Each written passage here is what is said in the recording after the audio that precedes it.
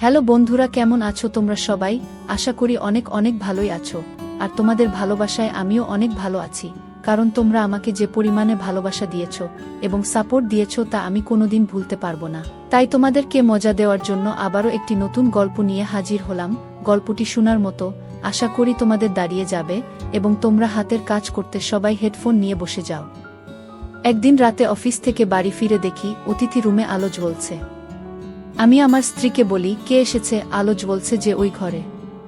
আমার স্ত্রী বলে, তোমার দেশের বাড়ি থেকে দুজন মানুষ এসেছে, সম্ভবত ওনারা স্বামী স্ত্রী। তাই তুমি কি ওনাদের আগে দেখোনি? না। মহিলা আমাকে জিজ্ঞাসা করেছিল, আমি তোমার কি হই?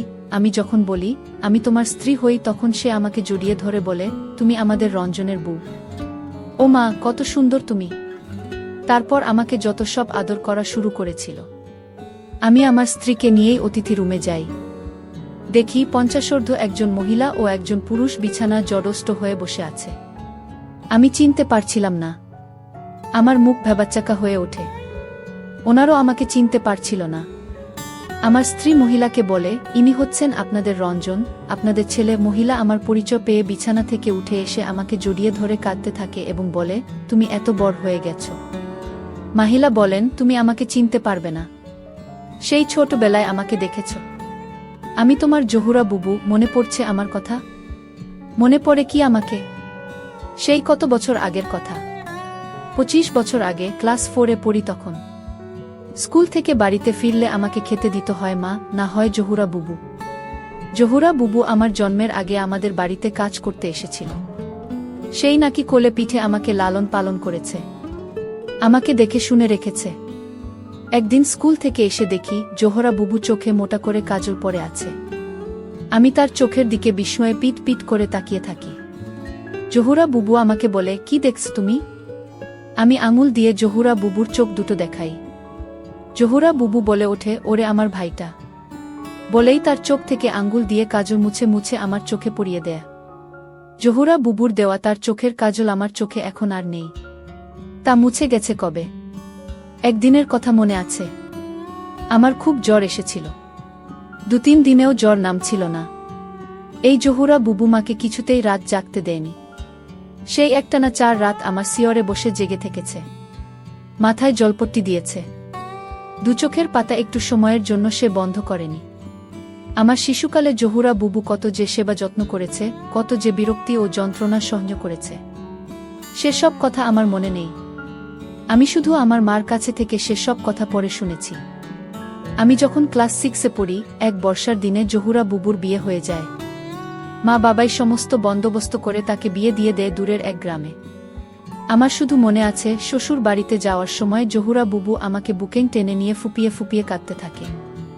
নৌকায় উঠে সারা পথ নাকি সে কাঁদতে কাঁদতে চলে গিয়েছিল। বিয়ে হয়ে যাবার পর জহুরা বুবু মাঝে মাঝে আমাদের বাড়িতে বেড়াতে আসত। তারপর তার সংসার ব্যস্ততায় খুব বেশি আসত না। তারপর একদম না। তারপর চলে গেছে অনেক বছর। জহুরা বুবু আস্তে আস্তে সবার কাছে বিস্মৃত হয়ে যায়। এই বিস্মৃত জহুরা বুবুকে দেখে যতটুকু খুশি হলাম তার চেয়ে বেশি বিষাদে মনটি ভরে উঠল। জহুরা বুবু কেমন শীর্ণকা হয়ে গেছে। চোখের নিচে কালো দাগ পড়ে গেছে। মনে হলো সে বড় ধরনের কোনো রোগে দুঃখে ভুগছে। জহুরা বুবুই বলছিল, আমি তোমাদের বাড়ি থেকে ঠিকানা নিয়ে তোমার এখানে এসেছি।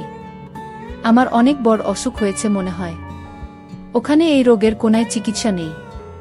তাহ অসহায় হয়ে তোমার এখানে চলে এলাম। এই ঢাকা শহরে আমাদের আপন কেউ নেই। তোমার কথা মনে হলো, তাই তোমার কাছে চলে আসলাম। আমি জহুরা বুবুকে বলি, তুমি কোনো চিন্তা করবে না, তোমাকে ভালো ডাক্তার দেখাবো। তুমি ভালো হয়ে যাবে, তুমি সত্যিই ভালো হয়ে যাবে। জহুরা বুবু কিছু টাকা বের করে আমার হাতে দেয়। বলে, জানি না কত খরচ হবে, তুমি এখান থেকে খরচ করবে। আমি ওই মুহূর্তে জহুরা বুবুকে কোনো করুণা করতে চাই না। আমি তার হাত থেকে টাকা নিয়ে নেই। রুমে এসে আমি আমার স্ত্রীকে বলি, জানি তোমাকে না বললেও তুমি ওনাদের জন্য অনেক করবে, তবুও বলছি, তুমি বিরক্ত হবে না। তোমাকে একটা কথা বলি, এই জহুরা বুবু আমার বড় বোনের মতন, আমার মায়ের মতন। আমার সর্বশরীরে ওনার মায়া, মমতা, আদর, স্নেহ লেগে আছে। আমার ছোলো ছোলো চোখ দেখে ও শুধু বলল, ওনাদের কোনো অসম্মান ও অবহেলা হবে না। তুমি দেখ, শহরের সবচেয়ে ভালো বিশেষজ্ঞ ডাক্তারকে জহুরা বুবুকে দেখাই। ওনার সমস্ত কিছু চেক আপ করানো হয়। সবগুলো রিপোর্ট পেতে 2-3 লেগে যায়। ইতোমধ্যে ঔষধও খেতে থাকে। সুন্দর চিকিৎসা পেয়ে জহুরা ববর মুখে হাসি ফুটে ওঠে। একদিন রাতে টেবিলে বসে খাচ্ছিলাম, আমার খাওয়া দেখে জহুরা বুবু আমার স্ত্রীকে বলছিল, বুমা, তুমি রঞ্জনকে এত ঝাল ভাত খাওয়াও কেন? ও তো ছোটবেলায় ঝাল ভাত খেত না, দুধ আর সরবিকলা দিয়ে ভাত খেত। ও কোনো সময় নিজ হাত দিয়ে ভাত খেত না। চাচি আম্মা না হয় আমি তুলে খাওয়াতাম। আর একদিন আমার মাথার চুলে তেল নাই দেখে আমার স্ত্রীকে বলছিল, বুমা, তুমি ওর মাথায় তেল দিয়ে দাও না কেন? সরিষার তেল নিয়ে আসো। আমি ওর মাথায় তেল দিয়ে দেই। এরকম আরও অনেক কিছু ওই অল্প কয়দিনে আমাকে পেতে হয়েছে। ইতোমধ্যে সমস্ত রিপোর্টগুলো পেয়ে যাই। জহুরা বুবুকে আবার ডাক্তারের কাছে নিয়ে যাই। ডাক্তার সাহেব রিপোর্ট সব দেখলেন। রিপোর্ট দেখে তার মুখটা বিমর্ষ হয়ে ওঠে। তিনি নতুন করে আরও ওষুধ দিলেন এবং ইংরেজিতে আমাকে বললেন, আপনি ওনাদের বাইরে রেখে এসে আমার সাথে দেখা করুন। আমি জহুরা বুবুকে বাইরে রেখে ডাক্তার সাহেবের সাথে দেখা করি। ডাক্তার বললেন, ওনার লিউকোমিয়া ধরা পড়েছে, রক্তের ক্যান্সার। খুব বেশি হলে উনি 3 মাস বাঁচতে পারে। এই চিকিৎসা এখানে এখনো ওই রকম নেই, খুব ব্যয়বহুল, আর করেও লাভ হবে না। জহুরা বুবু তার স্বামীসহ আমার বাসায় আরও 3 দিন ছিল। আমি জহুরা বুবুকে বলি, ডাক্তার সাহেব তোমাকে 3 মাসের ওষুধ দিয়ে দিয়েছে।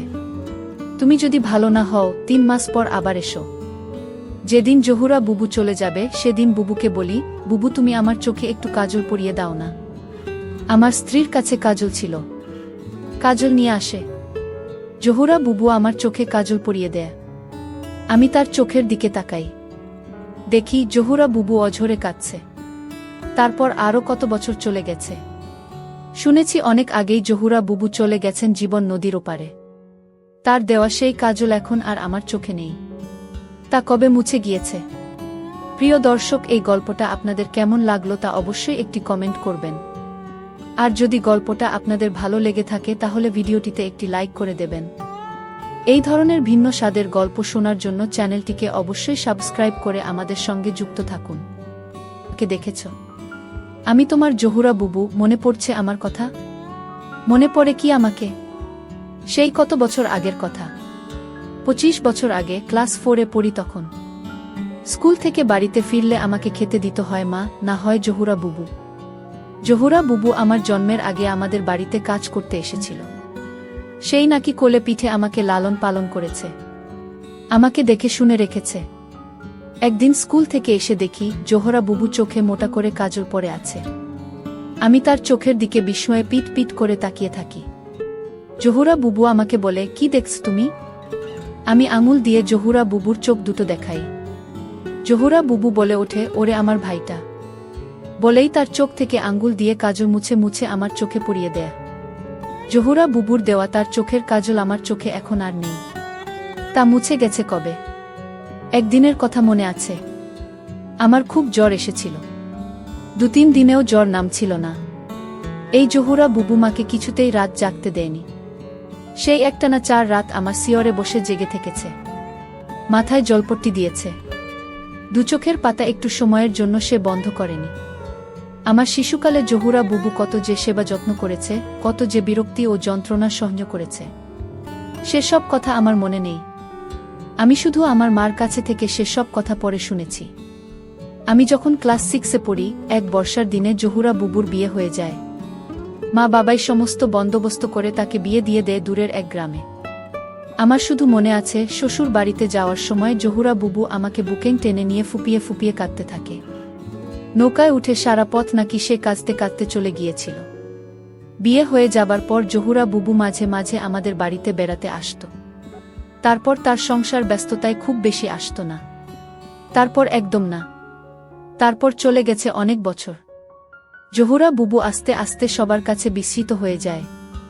এই বিস্মৃত জহুরা বুবুকে দেখে যতটুকু খুশি হলাম তার চেয়ে বেশি বিষাদে মনটি ভরে উঠল।